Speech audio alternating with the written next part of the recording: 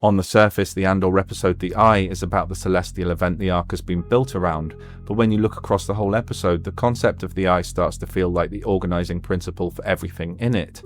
Spectacle, judgment, seeing, being seen, not being seen, deciding what deserves attention and what gets pushed out of frame, choosing what to look at, failing to look at what's right in front of you. While everyone is looking up at the sky, the Aldhani heist itself becomes the real spectacle, a story that represents a paradigm shift in the galactic politics of authority. In the first scene, Cassian tells Nemik the Empire does not care enough to learn. The problem with Empire here is bigger than cruelty. Cruelty at least implies attention. What Cassian describes is a system so dominant it does not even need to understand the people under it. They are unseen, beneath notice. But Aldhani is the moment a group of people who mean nothing to the Empire force it to look. By the end, the heist itself gives the Empire a black eye, and the entire galaxy is looking upon the same moment in unison.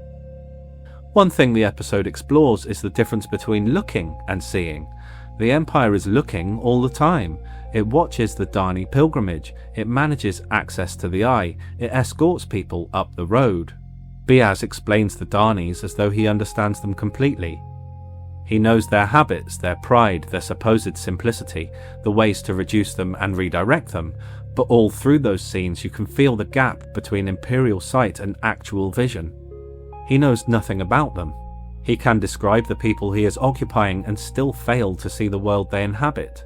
He has no idea he's inches away from fake troops, or of the hatred dripping from the words of either the Dhani leader or even Gorn. He sees nothing.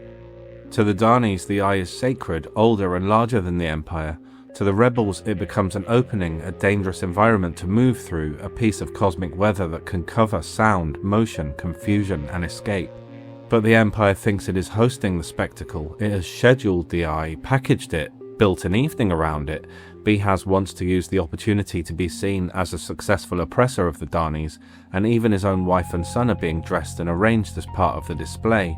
3 ways of looking at the same phenomenon, each exposing a different relationship to power. The rebels are in disguise for much of the episode. A unit of supposed Alkenzi troops walks past Imperial eyes and is accepted as real enough. 2 soldiers sense something off and do nothing. Vel and Cinta hide in the dark while soldiers stand yards away and never quite see them. Kimsey misses Vel atop the dam, though ultimately he is the only one on duty that night with his eyes truly open. And then there is the Eye itself, the final ecosystem of the Aldhani Ark. It simply behaves according to its own rules, and anyone who wants to live through it has to understand those rules better than the person chasing them. That's why Nemik's old star path pays off so beautifully. The Empire comes screaming after the Rono in sleek, fast, lethal ties which look unbeatable for about 10 seconds. Then the environment starts treating them like debris. Nemik, half broken in the cockpit, can see the route through. Cassian still has the hands to thread the eye of the needle. The Empire has superior hardware, but as their targeting computers conk out the poorer vision, they are looking, but they're not seeing. Another question which Luthen wrestles with at the end is, what does it cost to become visible? The rebellion wins Aldhani by staying hidden for most of the hour.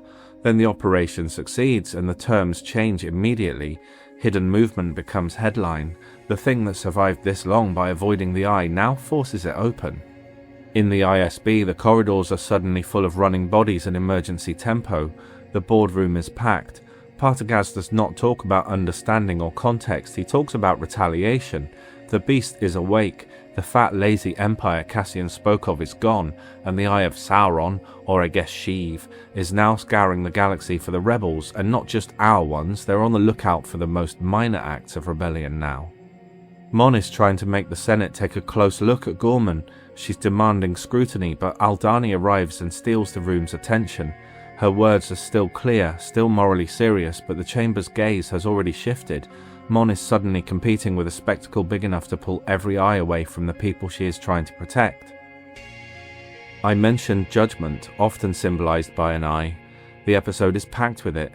Beehaz judges the Dhanis. Beehaz judges Gorn, suggesting he'll hang. Dhani Bryan Cranston judges Gorn with his jibe about the Eye finding good in him. Skeen judges Vel when Nemik is hurt. Vel judges Cassian when he walks into the surgery. Mon judges the Empire's actions on Gorman. Skeen misjudges Cassian's capacity for immorality, and once both men's eyes are open to the reality of the other, Cassian goes from judge to executioner in a moment. We see clearly who everyone is by the end of the episode. Pettigar was willing to risk the ultimate price to protect a child. Beehaz, a petty tyrant who was too used to comfort.